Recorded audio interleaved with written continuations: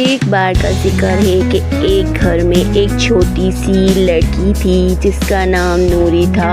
नूरी बहुत प्यारी लड़की थी। नूरी अपने माँ बाप की इकलौती लड़की थी। नूरी अंधेरे से बहुत डरती थी। हर रात जब बिजली चली जाती वो अपनी माँ के पास भागकर चली जाती। एक दिन उसकी नानी ने उसे एक सितारा दिया, एक चमकदार रोशनी देने वाला सितारा। नानी ने कहा, जब तुम अंधेरे में डरो तो इस सितारे को पकड़ना, ये तुम्हें हिम्मत देगा। अगली रात जब अंधेरा हुआ, नूरी ने अपना सितारा रोशन किया।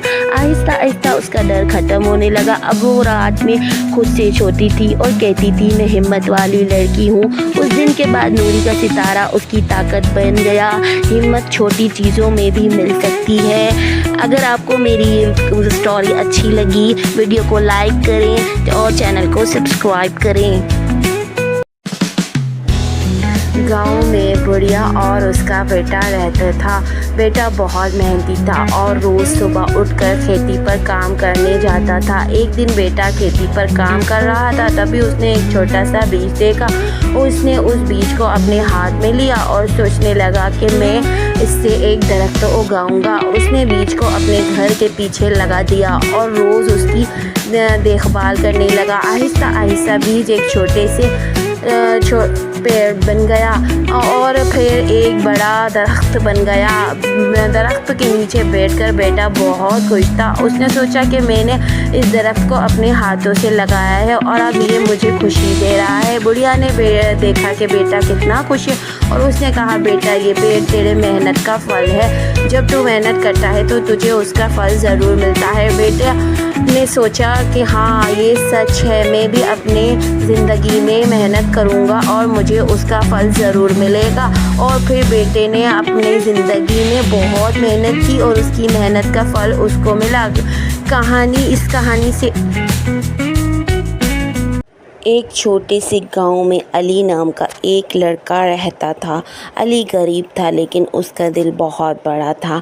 हर किसी की मदद करता, चाहे उसके पास कुछ हो ना हो। एक दिन अली रास्ते से जा रहा था। उसने एक बूढ़ी औरत को देखा जो भारी सा सामान उठाए थी। उसने फ़ौरन आगे बढ़ के उनका सामान ले लिया और उन्हें उनके घर तक छोड़ आया। बूढ़ी औरत ने उसका शुक्रिया अदा किया और कहा, बेटा तुझे ज़िंदगी में कभी किसी चीज़ की कमी नहीं होगी।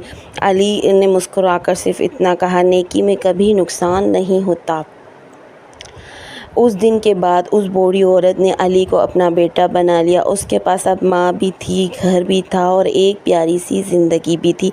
अच्छी नीयत, अच्छे काम हमेशा अपना असर दिखाते हैं, चाहे देर से ही सही। सुबह की नर्म रोशनी खिड़की से अंदर आती है। मोना धीरे से आंखें खोलती है और हैरानी से देखती है कि वो एक नर्म सफेद बिस्तर पर एक खूबसूरत शाही कमरे में है। उसने एक जामुनी रंग का शानदार गाउन पहना हुआ है जिस पर चमकदार ग्लिटर और नफीस कढ़ाई है। वो आईने के सामने जाती है और हैरानी से अपनी खूबसूरती को देखती है, जैसे कोई सपनों की राजकुमारी हो। दरवाजा खुलता है, सेवक सलाम करते हैं।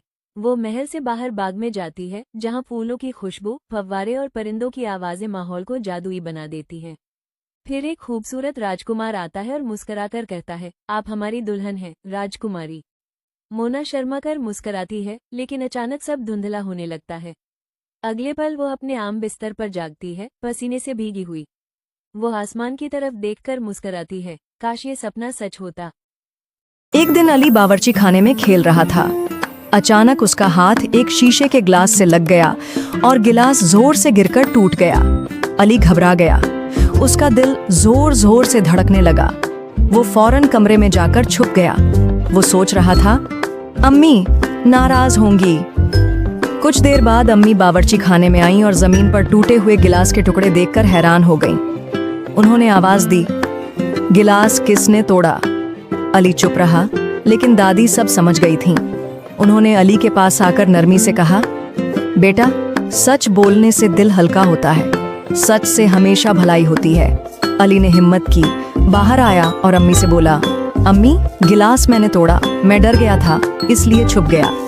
अम्मी ने अली को गले लगाकर कहा, बेटा तुमने सच बोलकर मेरा दिल खुश कर दिया।